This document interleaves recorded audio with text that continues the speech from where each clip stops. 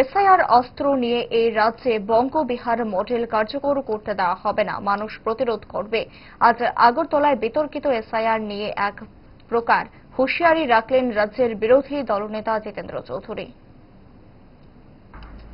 যে জেনুইন বৈধ কোন ভোটারকে এই এসআইআর এর নামে বাদ দেওয়া যাবে না।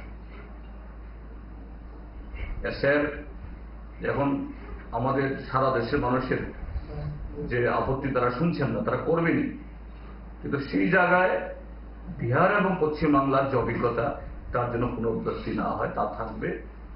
এবং এই রাজ্যের সমস্ত নাগরিকদের আমরা সচেতন করছি, সবাই সতর্ক থাকুন, তৈরি থাকুন।